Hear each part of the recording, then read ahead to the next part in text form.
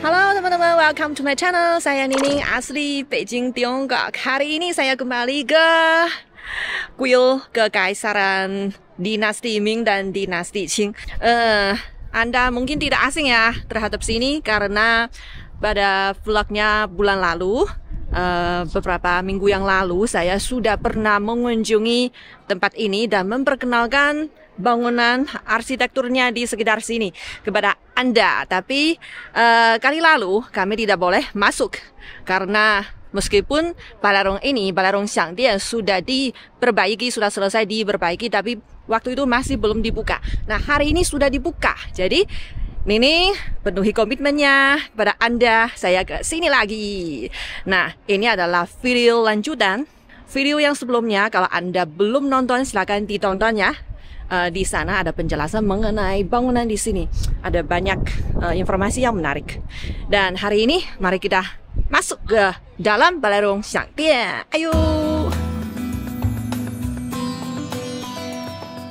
Teman-teman, di depan Balarong Xiangdian ada satu, ini namanya Tanpi.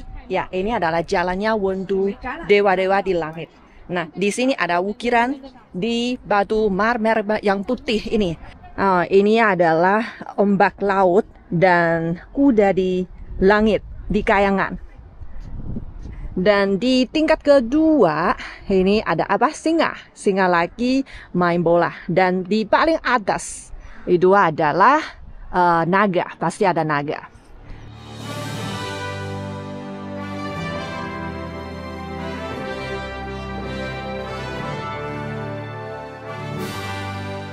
Di sini ada banyak pintu, tapi yang dibukanya cuma satu saja.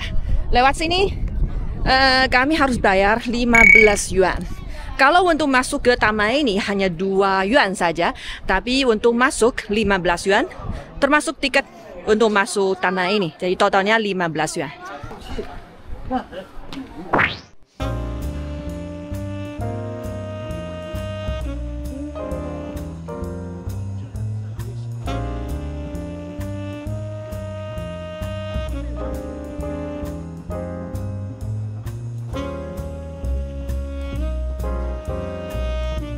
Wah, teman-teman, langsung masuk, langsung merasa kagum sekali karena di sini tinggi sekali ya teman-teman. Ini adalah Balarong yang satu-satunya boleh dimasuk di kompleks Forbidden City, karena meskipun ini adalah satu taman yang terisolasi dari Forbidden City, tapi sebenarnya bangunan ini dia adalah sebagiannya dari Forbidden City. Nah, kalau Anda mengunjungi Forbidden City di Balarong Taihedian yang paling utama itu, Anda mungkin tahu ya, di sana dilarang masuk karena untuk perlindungannya.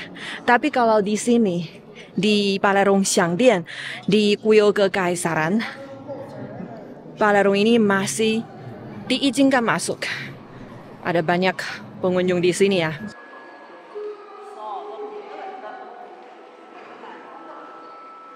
Teman-teman, di Balarong Xiangdian ini ya ada 3 hal adalah yang wajib dikunjungi, yang harus dilihat di sini.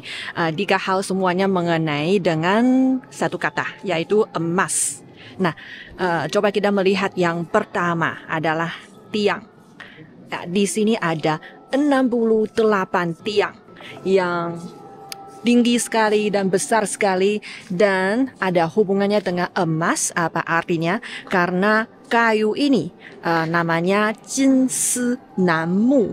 Kalau terjemah dalam bahasa Indonesia adalah kayu nanmu yang emas. Nah, sebenarnya ini bukan warna emas ya, tapi kalau kami sekarang melihat ya, tiang ini di luarnya sudah dicat.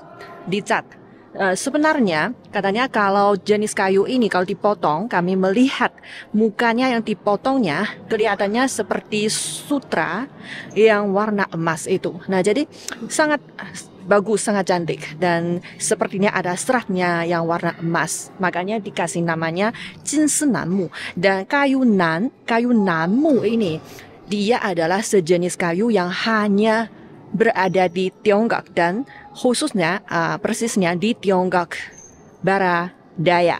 Nah, maksudnya di Provinsi Yunnan, Provinsi Guizhou, Provinsi Sichuan. Di sana ada banyak pegunungan. Di pegunungan, khususnya di atas 1.500 meter di atas permukaan laut, baru tumbuhnya jenis kayu namu ini, pohon namu ini ya, pohon nan. Nah, tapi yang di sini sangat berharga. Kenapa? Karena coba lihat. Ini adalah satu tiang, satu pilar yang begitu tinggi dan begitu besar. Nah, sebesar ini ya, di sini yang paling besarnya diameternya adalah 1,2 meter. Yang paling tinggi itu ada 13 meter ke atas. Nah, jadi begitu besar, maksudnya dia usianya waktu masih di pegunungan di Tiongkok Barat Laut di atas 1.500 meter di atas permukaan laut itu, waktu dia masih hidup, dia sudah setidaknya berusia 1.000 tahun. Nah, 1.000 tahun baru bisa sampai begitu besar. Balarong ini dia dibangun pada tahun 1420. Sudah selesai dibangun pada 1420 bersamaan dengan Forbidden City. Nah, di sana ada Balarong Taihedian juga pada sama masa yang sama selesai dibangun. Dan pada tahun itu adalah dinasti Ming. Dinasti Ming ada 2 kaisar. Dulu ibu kotanya tidak berada di kota Beijing, melainkan di kota Nanjing. Dan sampai kaisar ketiga, dia beberapa tahun di sana juga, dan kemudian pindah ibu kota dinasti Ming ke kota Beijing. Makanya dia memutuskan untuk membangun satu istana. Dan bangunan ini karena fungsinya adalah will untuk sembahyang kepada leluhur kaisar. Nah, makanya dibangun satu kompleks di sini. Ini adalah cerita dalam vlog sebelumnya. Dan waktu kaisarnya dinasti Ming, yaitu di kaisar ketiga, Ming Chengzu Zhudi, dia waktu memutuskan membangun ini, dia perintah untuk cari kayu nan emas ini dari Tiongkok Barat Daya, dan harus besar, harus paling agung, paling besar itu. Dan mereka cari-cari di sana yang berusianya di atas 1.000 tahun ke atas, bisa sampai begitu besar itu. Semuanya sudah dipotong, diangkut ke sini. Nah, jadi sekarang kalau di kota Beijing, Balarong yang memiliki tiang yang begitu besar dan kayu namu itu hanya ada beberapa tempat saja. Nah, salah satunya adalah di Balarong ini, Balarong Xiangdian di Kuil Kekaisaran. Dan masih ada satu Balarong lagi punya tiang yang begitu besar di pinggir kota Beijing. Di sana adalah pemakaman 13 pemakaman dinasti Ming, kaisar dinasti Ming. Di sana ada satu Balarong namanya Lingendian. Juga ada yang tiang yang jinsi namu ya, kayu namu emas yang begitu besar. Nah, selain itu hanya tempat ini kami bisa lihat. Mungkin Anda mau nanya-nanya kalau di Forbidden City gimana? Di Forbidden City kan ada Balarong Taihedian yang paling besar itu, paling bagus itu untuk kaisar yang masih hidup. Dan di sini untuk kaisar yang sudah wafat. Nah, di sana kenapa tidak ada? Sebenarnya dulu waktu Kaisar Ming Chengzu Zhudi ya, kaisar ketiga dinasti Ming, waktu beliau mau membangun Forbidden City, istana di sana, Balarong utama itu juga menggunakan kayu namu emas yang besar ini sama. Tetapi setelah Balarong Taihe itu, waktu itu namanya bukan Taihe, adalah Balarong Fengtian. Waktu baru selesai dibangun pada tahun 1420, esok tahun, yaitu pada 1421, kebakaran. Balarong itu sudah dirusak. Nah, kemudian dibangun kembali. Nah, sampai dinasti Qing, kaisar mau membangunnya. Nah, mau memperbaikinya dan mau ganti tiangnya.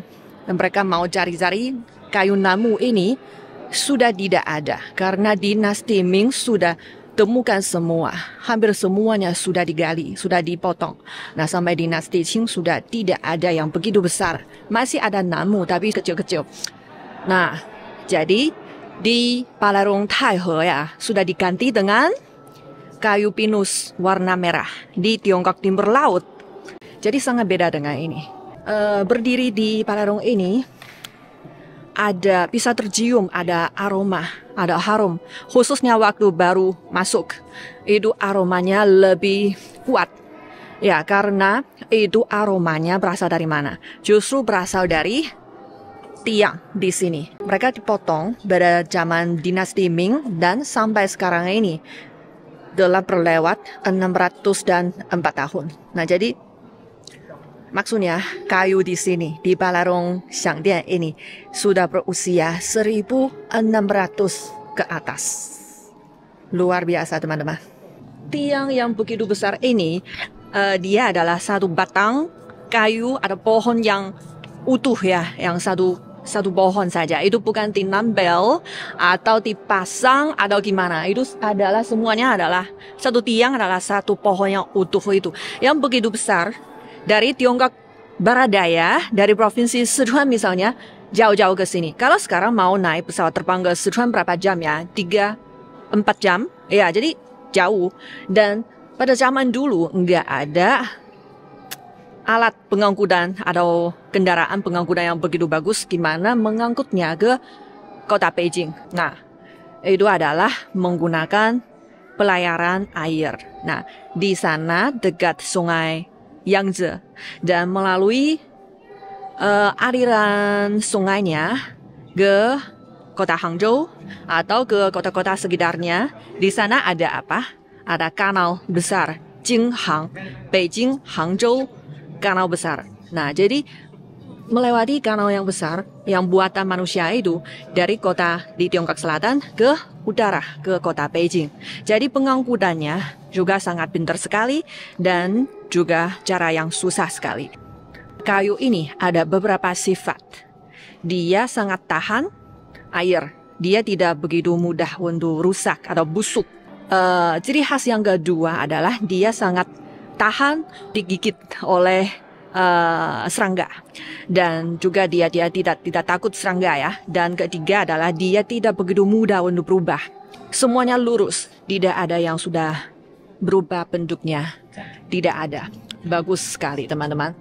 Dan semua kayu yang di atasnya juga terbuat dari kayu namu emas ini.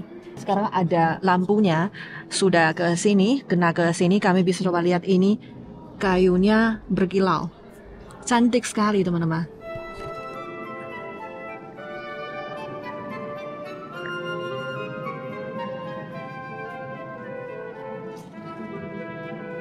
Coba kami melihat bagian basisnya di tiang ini ya. Ini adalah agak di sampingnya.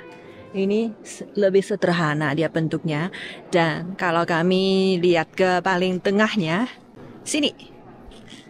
Paling tengah ada dua. Ini sama yang itu. Dia basisnya.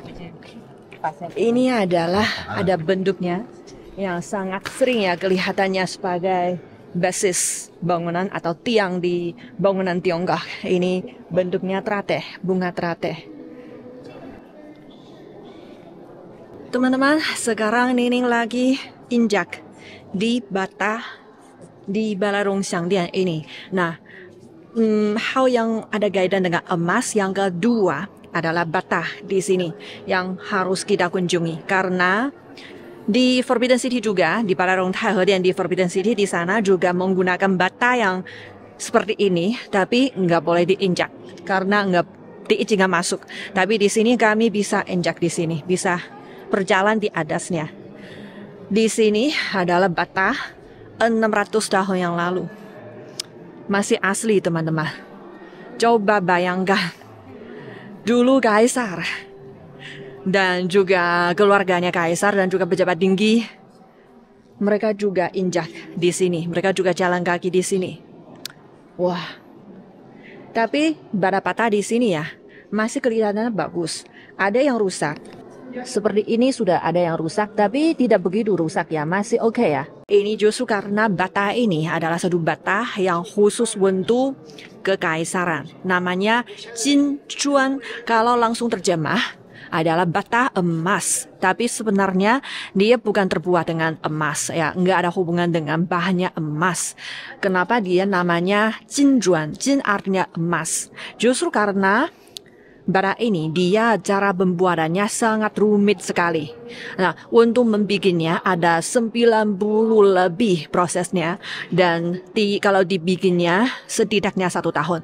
Ada yang lebih lama lagi. Nah, jadi waktu sudah jadi, mereka harus cek. Kalau diketok, bara-bara ini yang diketok, apakah ada suaranya seperti kita ketok logam. Kalau logam itu, kalau terjemah dalam bahasa Mandarin juga jinshu, jin juga. Dia satu lafalnya sama, hurufnya sama, tapi ada beberapa artinya. Salah satu artinya adalah logam, dan arti kedua adalah emas. Nah, jadi waktu kita ketoknya, dia suaranya seperti ketok logam. Sebabnya adalah bara ini dia sangat padat. Sangat padat. Tidak ada begitu banyak lubang kecil. Nah, makanya dikasih namanya jinjuan. Dan sebab kedua, ini hanya bisa dibikin di Tiongkok Selatan. Nah, sekarang masih ada teknologi ini. Warisan ini hanya berada di kota Suzhou di Provinsi Jiangsu di Tiongkok Selatan. Jadi sesudah dibikin, dia harus diangkut ke sini. Jadi biayanya tambah lagi. Makanya satu buah bata ini dia harganya semahal emas. Jadi dia dikasih namanya bata emas pada jinjuan. Dan juga ada satu sebab yang lain, katanya justru karena bata ini khusus dibikin untuk kekaisaran. Kekaisaran dia berada di mana? Tempat itu namanya Jing.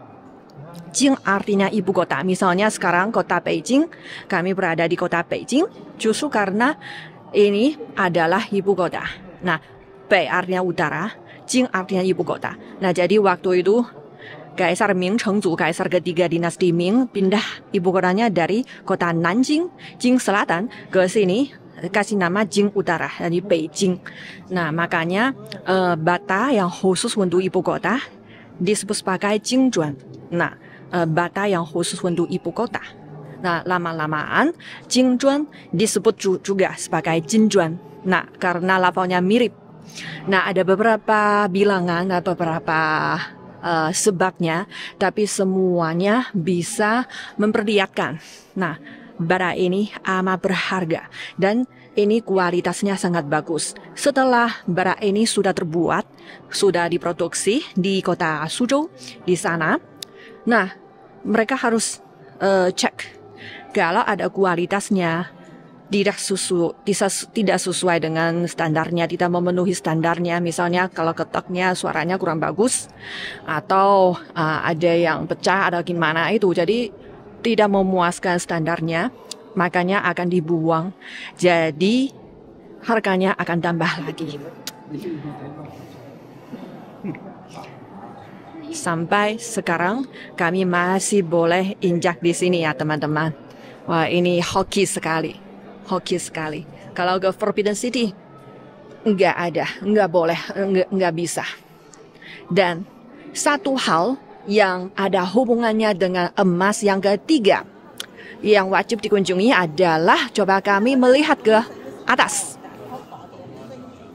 Teman-teman, kalau kami melihat ya di plafon di sini, meskipun tidak ada Zhaojing yang begitu cantik ya, sumur Zhaojing itu, tapi di sini juga cantik sekali tidak kalah. Yang di paling tengah ini, wilayah yang paling tengah ini semuanya adalah warna kuning. Sebenarnya itu bukan warna kuning, itu adalah warna emas. Justru karena sudah berlewat 600 tahun lebih, makanya sampai sekarang tidak begitu berkilau.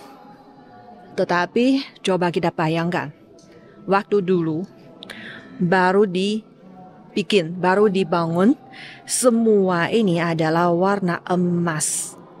Dan di sampingnya, di wilayah ini dan wilayah timur itu, ini barat, itu timur, itu adalah warna hijau, tapi bukan hijau semua. Juga ada sebagian gambarnya ada emas. Nah, jadi seluruh plafon ini semuanya terbuat dari emas. Itu adalah emas benar, karena dia dulu dia bahan utamanya adalah kayu, dan di kayu di luarnya mereka akan nempel bahan lagi biar dia menjadi 3D. Ada gambarnya yang menonjol ke luar, misalnya garisnya bunga menonjol ke luar, itu adalah hasil 3D, dan di luarnya akan dinempel satu lapis kertas emas lagi. Jadi itu adalah emas yang benar. Dan kertas emas itu tipis banget. Nah, saya pernah melihat satu video bagaimana tipisnya kertas emas itu. Adalah tebalnya hanya 1/500 dari rambut manusia.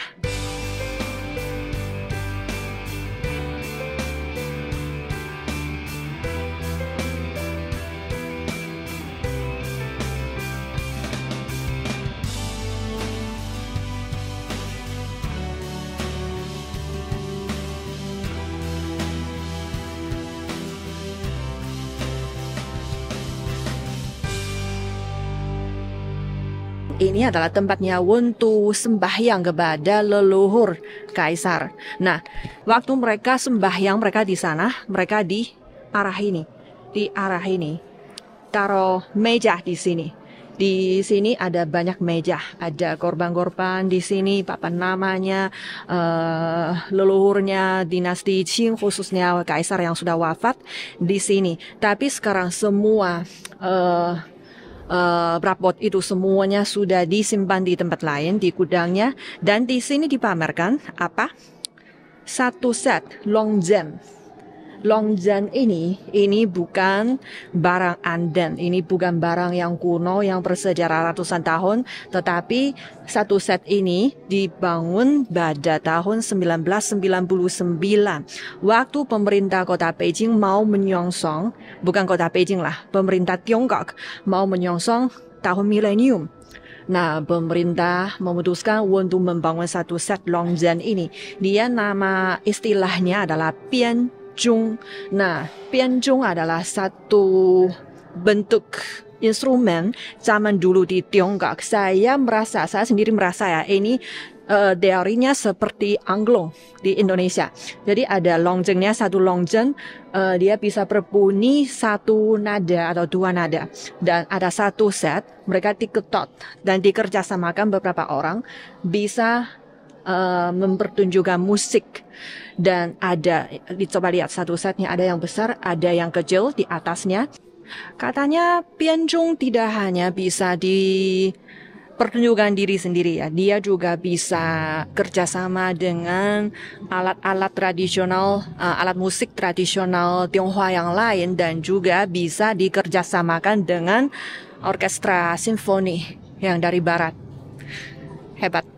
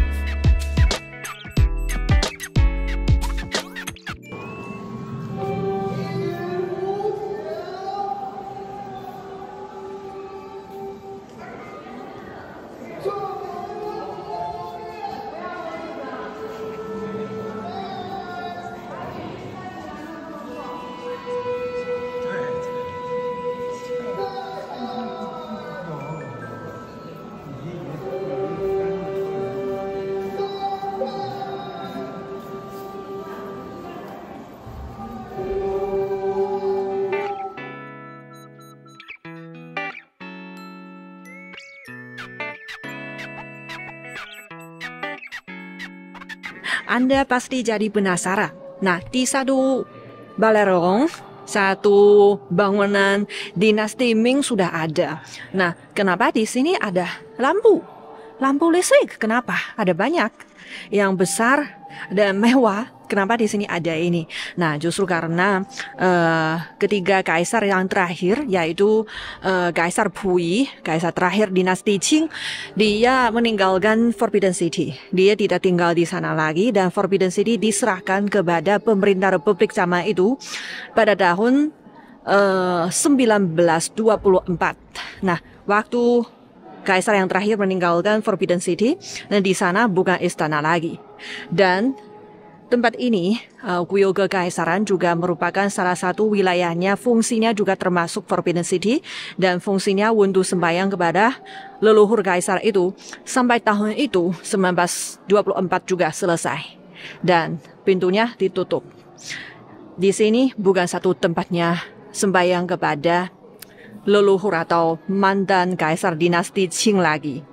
Dan tempat ini juga diserahkan kepada pemerintah Republik zaman itu. Dan sampai Republik Rakyat Tiongkok berdiri pada tahun 1949.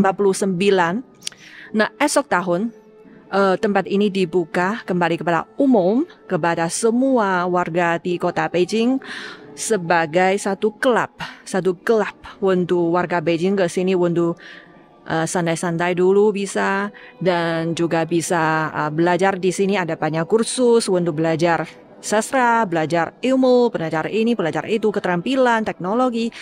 Dan sampai katanya ya zaman 70-an di sini dipasang lampu. Semua lampu ini dipasang pada zaman itu 70-an. 1970-an, dan sampai sekarang tidak diambil lagi, tetap dipasang di sana. Tapi kalau hari ini saya lihat ya, semua lampunya tidak dinyalakan. Cuma yang di sampingnya di sini dipasang beberapa lampu yang terang ini.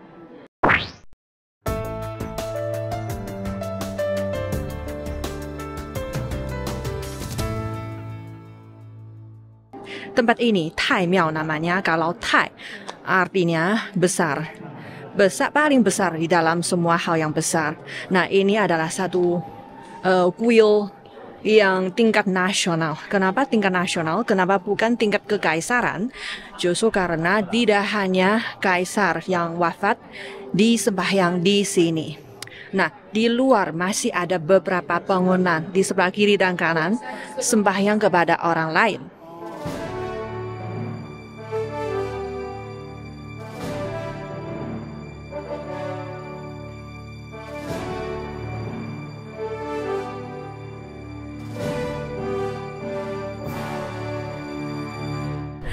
Teman-teman, kami sudah keluar. Nah, coba lihat di sebelah kiri ada bangunan juga. Di sebelah kanan itu adalah barat, ada bangunan juga. Nah, teman-teman, kalau kaisar berdiri di sini ya, ini adalah bangunannya. Dan dia melihat sebelah kiri lebih utama. Karena orang Tiongkok menganggap lebih kiri, sebelah kiri adalah lebih agung, lebih tinggi, lebih atas. Nah, jadi di sebelah kiri bangunan di sini juga adalah tempat untuk sembahyang. Tetapi sembahyang siapa? Karena kaisar dan permaisuri semuanya disembahyang di dalam pararung paling utama di tengah ini. Makanya kalau di sebelah kiri di sembahyang adalah papan namanya, semuanya adalah anggota yang lain dari kekaisaran, dari raja itu. Nah, misalnya ada pangeran. Nah, ada yang lain yang disembahyang ke sini. Ada yang lebih terkenal itu adalah misalnya Dorgun, misalnya Duo, Taishan. Jadi yang di sinetron ada drama Tiongkok ya, sering kami dengarkan nama-nama ini pada awalnya dinasti Qing. Dan di sebelah sini juga ada bangunan lagi. Bangunan di sini sembahyang kepada siapa? Bukan anggota kekaisaran lagi, melainkan adalah pejabat yang berjasa luar biasa kepada negara waktu itu. Waktu kaisar sembahyang ke sini, ke pararung utama ini, juga harus sembahyang ke sebelah kiri dan kanan. Jadi semuanya harus disembahyang.